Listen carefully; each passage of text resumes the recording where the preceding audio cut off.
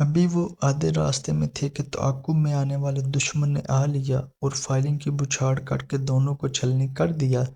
یہ قاتل سلمیٰ کے دیور نہ تھے بلکہ اس کا اپنا سگا بھائی منصور تھا، جس کی خاطر وہ بڑے ذمہ دار سے بیاہی گئی اور اس کی زندگی برباد ہوئی۔ سچ ہے، زمین اور زر کے پیارے نہیں ہوتے، اور اس کی لالچ میں تو بھائی بھی اکثر بہنوں کی جان کے دشمن بن جاتے ہیں۔ بہنوں کی جان کے محافظ بھائی نے ان کی جان لے ہی لی۔ منصور کو ساتھ والے گاؤں کی ذمہ دار کی بیٹی پسند آ گئی۔ وہ اپنے باپ کی جائیداد کی اکلوتی وارث تھی۔ منصور نے والد سے کہا کہ وہ فوزیہ سے شادی کرنا چاہتا ہے۔ باپ راضی ہو گیا۔ وہ ذمہ دار اشرف کے پاس گیا، جو بااخلاق شخص تھا۔ اس کی بیوی جوانی میں فوت ہو گئی تھی اور اس نے بچی کی خاطر دوسری شادی نہیں کی تھی۔ اب یہ بچی جوان ہو گئی تھی۔ اشرف ذمہ دار کی نور نظر فوزیہ گاؤں کی خوبصورت لڑکی تھی۔ کھلتی ہوئی رنگت، گلاب کی پنکھڑیوں سے ہونٹ، سرخ و دراز قد، اس کے کہکہے گاؤں کی پگڈنڈیوں پر اس طرح بکھرے ہوئے تھے جیسے ہوا پھولوں کی خوشبو فضاؤں میں بکھیر دیتی ہے۔ اس حور شمائل میں کسی خوبی کی کمی نہ تھی۔ وہ جب ہنستی تو لگتا کہ جیسے سفید موتیوں سے بھرے سیب کا منہ کھل گیا ہو۔ وہ اگر حور شمائل تھی تو منصور بھی حسن میں کسی سے کم نہ تھا۔ اس کے ساتھ وہ محنتی اور خوش گفتار بھی تھا۔ اس کے گھرانے کے لوگ تعظیم کیا کرتے تھے۔ منصور کا باپ علاقے میں باعزت شخصیت کے طور پر جانا جاتا تھا۔ تبھی ملک رحمت بغیر اونچ نیچ کا خیال کیے لڑکی کے والد کے پاس سوالی بن کر چلا گیا۔ اس نے اشرف ذمہ دار سے بیٹے کے رشتے کی بات کی تو وہ خاموش ہو گیا۔ ملک صاحب نے خاموشی کی وجہ پوچھی۔ میں مجبور ہوں، برادری سے مشورہ کیے بغیر آپ کو کوئی جواب نہیں دے سکتا۔ مجھے وقت چاہیے تاکہ اپنے بھائیوں سے بات کر سکوں۔ ذمہ دار اشرف نے اپنی برادری کو بلایا۔ انہوں نے کہا کہ رحمت ذمہ دار لاکھ اچھا صحیح، مگر ہم اپنی لڑکی کا رشتہ کیسے روایت سے ہٹ کر دے دیں؟ ہاں، اگر وہ لڑکی کے بدلے اپنی لڑکی کا رشتہ ہمیں دے تو پھر بات ہو سکتی ہے۔ بھائیوں کے مطالبے کو لے کر اشرف نے ملک رحمت سے ملاقات کی۔ کہا کہ میری برادری اس صورت میں راضی ہو سکتی ہے کہ اگر آپ اپنی لڑکی کا رشتہ بدلے میں ہمیں دیں۔ آپ کسی لڑکے کے لیے بدلے میں رشتہ لینا چاہتے ہیں؟ ملک نے سوال کیا۔ ہمارے یہاں ایسا کوئی لڑکا تو موجود نہیں، اور میری ایک ہی لڑکی ہے جس کو آپ بہو بنانا چاہتے ہیں۔ سو یہ شرط برادری کی صورت میں پوری ہو سکتی ہے کہ میں فوزیہ کو آپ کی بہو بنانا منظور کر لوں اور آپ اپنی لڑکی میرے عقد میں دے دیں۔ دوسری صورت میں ہماری طرف سے انکار سمجھیں۔ رحمت کو اشرف کی بات ناگوار گزری، تاہم وہ مسلحتاً خاموش ہو گیا کیونکہ اس کو بیٹے کی خوشی ہر حال میں مقدم تھی۔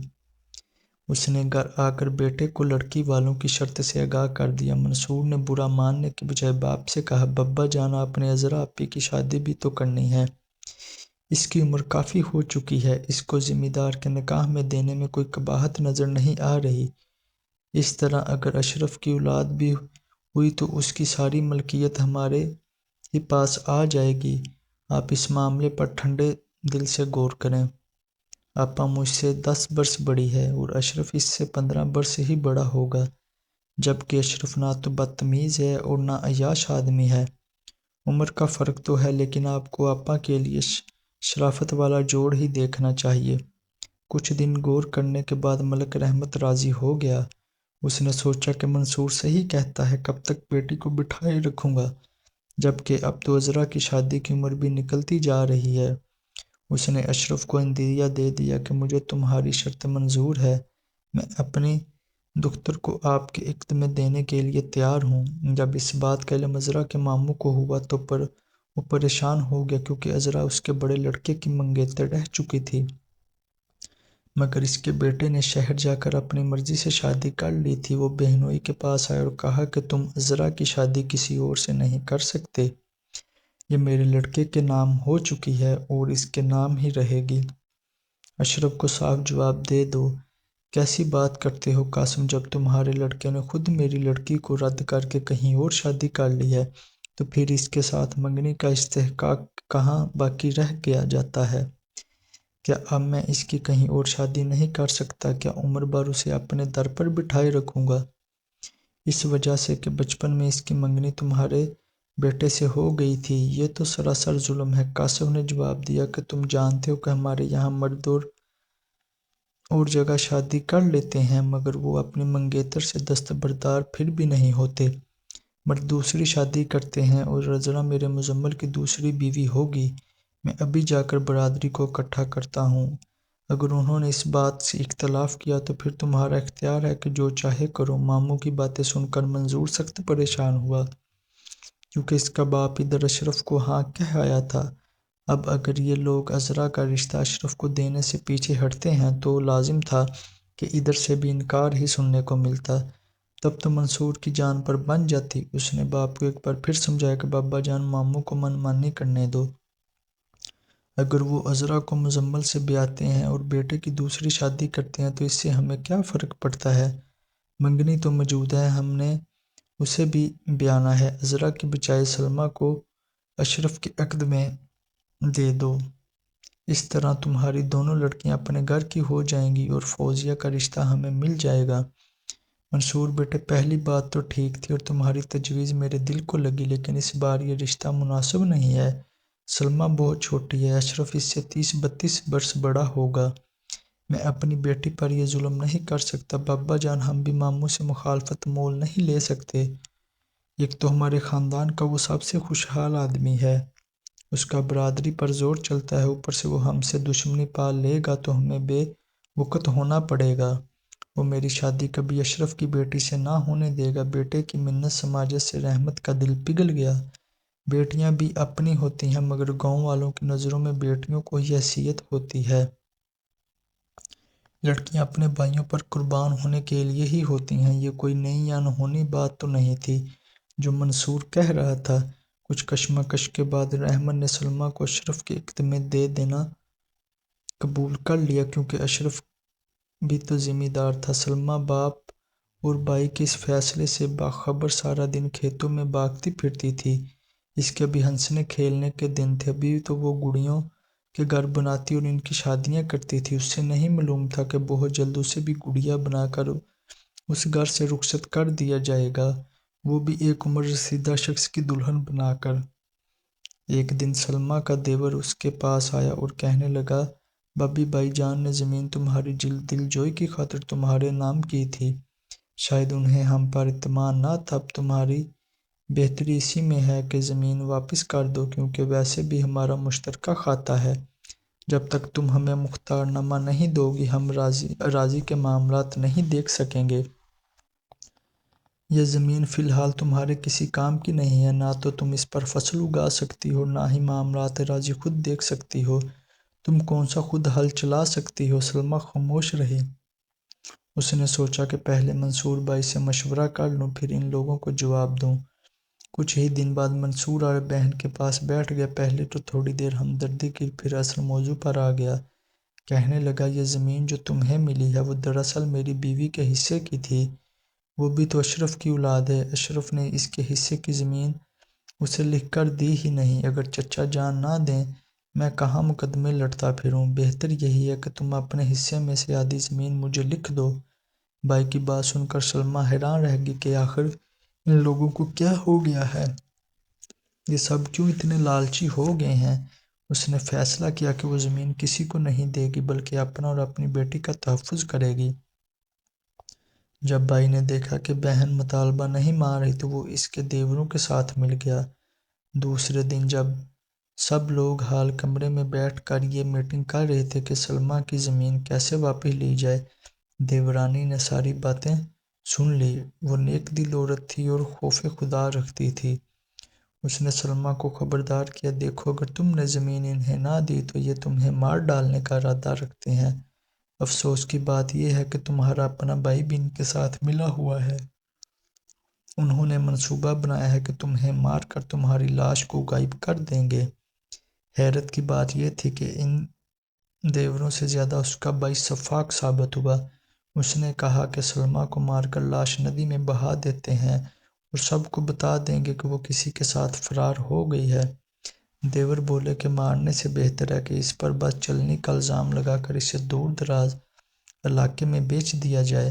بچی تو ہماری ہے، سائرہ کو ہم رکھ لیں گے۔ پھر سب ایک زبان ہو گئے کہ قتل میں پیچیدگیاں ہیں، ممکن ہے پولیس کو سراغ مل جائے۔ دیورانی سلمیٰ سے کہنے لگی، دیکھو تمہاری زندگی زمین سے زیادہ قیمتی ہے اور تمہاری بچی کو زمین کی نہیں، اس وقت تمہاری ضرورت ہے۔ اگر یہ اپنے منصوبے میں کامیاب ہو گئے تو کیا ہوگا؟ یہ سن کر سلمیٰ ڈر گئی۔ دوسرے دن اس نے بائی اور دیوروں کے نام 10 ایکڑ زمین لکھ دی جو ان کا شرعی حق تھا۔ باقی زمین کے بارے میں کہا کہ یہ میری بچی سائرہ کی ہے، وہ نابالغ ہے، جب وہ 18 برس کی ہو جائے گی تو اس کے نام کر دوں گی۔ یہ میرے شوہر کی امانت ہے جو اس نے میرے پاس رکھی تھی، میں کسی اور کے حوالے نہیں کروں گی۔ انہی دنوں یمین بیرون ملک سے گاؤں لوٹ آیا۔ جب اسے سلمیٰ کے بیوہ ہونے کا پتہ چلا تو تعزیت کے لیے اس کے پاس گیا۔ سلمیٰ نے اسے ساری صورتحال بتائی۔ یمین جو کافی دولت کما کر لایا تھا، اس نے اسے تسلی دی کہ حوصلہ رکھو، میں جلد کسی وکیل سے مشورہ کرتا ہوں، دیکھتے ہیں وہ کیا کہتے ہیں۔ ابھی سلمیٰ اس واقعے کو بھولنے کی کوشش ہی کر رہی تھی کہ اس کا جیٹھ بھی آ گیا۔ اس نے کہا کہ جب تم نے ان تینوں کو زمین لکھ دی ہے تو باقی زمین مجھے ملنی چاہیے کیونکہ میں بڑا بھائی ہوں، میں ہی تمہارا اور تمہاری بیٹی کا سرپرست ہوں۔ تم عورت ہو، تم کیا کرو گی؟ میری بیوی وفات پا چکی ہے، تم مجھ سے نکاح کر لو تاکہ میں تمہیں اور تمہاری بیٹی کو تحفظ دے سکوں۔ جیٹھ کی بات سن کر سلمیٰ صدمے میں آ گئی۔ وہ نہ زمین دینا چاہتی تھی اور نہ نکاح کرنا چاہتی تھی۔ یمین آیا تو سلمیٰ نے اسے ساری بات بتائی۔ وہ کہنے لگا کہ نکاح کرنا ہے تو مجھ سے کر لو، جیٹھ تو تمہارے مرحوم شوہر سے بھی بڑا ہے اور تمہاری عمر ابھی صرف 30-32 سال ہے، میں تمہارا ہم عمر ہوں، یہ بوڑھا تمہیں کیا تحفظ دے گا؟ سلمیٰ کو بھی سہارا چاہیے تھا، اس نے کہا ٹھیک ہے میں راضی ہوں۔ یمین نے کہا پھر میں نکاح کا بندوبست کرتا ہوں، لیکن میرے سسرال والے ایسا ہونے نہیں دیں گے۔ یہ نکاح پہلے خفیہ ہوگا، بعد میں معاملات سنبھال لوں گا۔ خالہ کے بیٹے کی شادی تھی، سلمیٰ شادی میں شرکت کے لیے میکے گئی۔ اس نے اپنی اماں کو ساری بات بتائی اور اس کے ساتھ دینے کی درخواست کی۔ ماں راضی ہو گئی اور اس نے یمین کے والد یعنی اپنے بھائی کو بھی راضی کر لیا۔ اس طرح سلمیٰ کا نکاح یمین سے ماں اور ماموں کی موجودگی میں خاموشی سے کروا دیا گیا۔ بہت رازداری کے باوجود گاؤں میں یہ خبر کسی طرح نکل گئی کہ سلمیٰ کا نکاح یمین سے ہو چکا ہے۔ یہ خبر جب جیٹھ اور دیوروں تک پہنچی تو وہ آگ بگولا ہو گئے۔ انہوں نے سلمیٰ کے والد کو بلایا اور کہا کہ تمہاری بیٹی نے نکاح کر لیا ہے اور یہ ہماری بے عزتی، اب تمہیں سائرہ اور اس کی زمین ہمارے حوالے کرنا ہوگی کیونکہ وہ اب ہماری بابی نہیں رہی اور اس گھر میں قدم بھی نہیں رکھ سکتی۔ حیرت تو یہ تھی کہ اس مخالفت میں خود منصور پیش تھا، جس کی خوشی پوری کرنے کے لیے باپ نے بیٹی کو قربان کیا تھا۔ وہ اب پچھتا رہا تھا کہ سلمیٰ کی زندگی برباد کی اور اب یہ لوگ اس سے زندہ رہنے کا حق بھی چھین لینا چاہتے ہیں۔ اس نے سلمیٰ کو سمجھایا کہ تم زمین واپس دے کر زندگی بچاؤ ورنہ وہ تمہارے خون کے پیاسے ہیں۔ سلمیٰ نے کہا کہ میں نہ تو بیٹی ان کو دوں گی اور نہ زمین، یہ میری بیٹی کی ہے، اسی کو دوں گی۔ جو میرا حصہ تھا اس سے بھی زیادہ انہیں واپس کر چکی ہوں، اب اگر وہ جان لینا چاہتے ہیں تو لے لیں۔ باپ بیٹی کی ضد دیکھ کر لوٹ گیا، کہا کہ پھر میں تمہیں تمہارے حال پر چھوڑتا ہوں، اگر تمہاری طرفداری کی تو وہ اپنی بیٹی لے جائیں گے اور منصور کا گھر اجڑ جائے گا۔ میں پوتے پوتیوں کو ماں سے جدائی کا دکھ نہیں دیکھ سکتا۔ ایک رات سلمیٰ کو دیورانی نے جگایا اور کہا کہ اب تو یہاں کس لیے رو رہی ہے؟ بچی میرے سپرد کر اور اس گھر سے چلی جا، وہ آج رات تیرے قتل کا ارادہ باندھ چکے ہیں، بچی تو یوں بھی تیرے بن رہ جائے گی، وعدہ کرتی ہوں کہ ماں بن کر اس کی دیکھ بھال کروں گی۔ اس نے سلمیٰ کو کھیتوں میں چھپانے کا انتظام کر دیا۔ سردی میں رات بھر زندگی بچانے کے لیے وہ کھیتوں میں چھپی رہی۔ دور سے آتی کتوں کی خوفناک آوازیں اور خوب بڑا اندھیرا تھا اور وہ دیورانی کے ڈرانے پر زندگی بچانے کو سردی میں ٹھٹر رہی تھی کہ اس سے کچھ فاصلے پر آتی قدموں کی چاپ سنی۔ لگتا تھا موت بھوکے گدھ کی طرح دبے قدموں اس کو کھوجتی پھر رہی ہے۔ یہ موت کی آہٹ نہیں تھی بلکہ اس کے بھائی اور دیور تھے جو اسے کھیتوں میں ڈھونڈتے پھر رہے تھے۔ رات 2-2:30 بجے تک یہ لوگ اسے ڈھونڈتے رہے۔ جب تھک گئے تو گھر جا کر سو گئے۔ تب صبح طلوع ہونے سے قریب اس کی دیورانی نے اپنے پرانے بوڑھے ملازم چراغ دین کو بھیج کر اسے اسی جگہ سے نکالا جہاں وہ چھپائی گئی تھی۔ انہوں نے اسے شہر لا کر دارالمان میں چھوڑ دیا۔ سائرہ دیورانی کے پاس تھی۔ تبھی سلمیٰ کو بیٹی کی طرف سے اطمینان تھا کہ وہ محفوظ ہاتھوں میں ہے۔ جب وہ گھر سے غائب ہوئی تو منصور نے زمین پر پرچہ کٹوا دیا کہ وہ اس کی بہن کو لے کر غائب ہو گیا ہے، مگر اس کے دیوروں نے کھوج نکال لیا کہ سلمیٰ دارالمان میں ہے۔ وہ وہاں اس سے ملنے پہنچ گئے مگر سلمیٰ نے ملنے سے انکار کر دیا۔ انہوں نے عملے کو کچھ دے دلا کر سلمیٰ سے ملاقات کی اور ایک بار پھر پیشکش کی کہ وہ اگر جیٹھ سے شادی کر لے تو اسے پھر سے عزت دیں گے اور زمین بھی واپس نہ لیں گے۔ سلمیٰ نے نہ صرف انکار کیا بلکہ ان کو بتایا کہ وہ اب زمین کی منقوہہ ہے، لہٰذا جیٹھ سے شادی نہیں کر سکتی، البتہ زمین حکومت کی تحویل میں دے سکتی ہے تاکہ جب اس کی بیٹی بالغ ہو جائے تو اس کی وراثت اسے مل جائے۔ بہرحال سر توڑ کوشش کے باوجود ان کا بس نہیں چلا کہ وہ سلمیٰ کو دارالمان سے لے آتے۔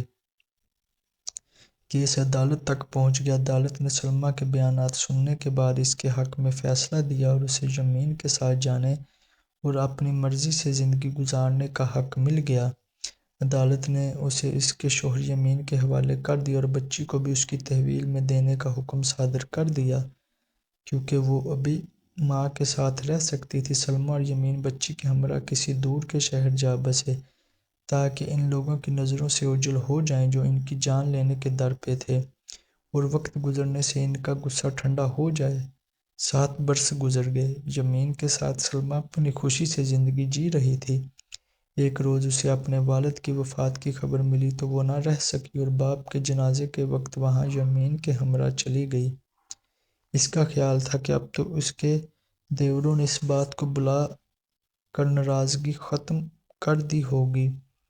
باپ کے گھر میں ایک منصور ہی اس کا مخالف رہ گیا تھا، وہ تو سگا بھائی تھا، بھلا اس سے اسے جان کا کیا خطرہ تھا۔ موت کے گھر میں سبھی رونے پیٹنے میں لگے تھے۔ جنازہ دفنا کر مرد گھروں کو لوٹ آئے۔ رات کو ماں نے بیٹی کو کہا کہ سلمیٰ اب اس وقت تمہارا دوسرے گاؤں جانا درست نہیں، بہتر ہے کہ یمین سے کہو کہ یہیں سو جائے، تم لوگ صبح چلے جانا۔ یمین نے سلمیٰ سے کہا کہ یہ ٹھیک نہیں، یہ پرانی دشمنی ہے، مجھے لگتا ہے کہ تمہارے دیوروں اور بھائی کے دل میں غصہ آگ کی مانند ابھی تک وقت کی راکھ میں سلگ رہا ہے، ہمارا اسی وقت نکل جانا ٹھیک ہے۔ سلمیٰ ماں کی اصرار پر مجبور تھی۔ اس نے کہا کہ صبح سورج نکلنے سے پہلے نکل چلیں گے، تم اپنے چچا کے گھر سو جاؤ اور جب جانا ہو مجھے لینے آ جانا۔ صبح کاذب کے وقت یمین اپنے رشتہ دار کے گھر سے آ گیا اور سلمیٰ کو چلنے کو کہا۔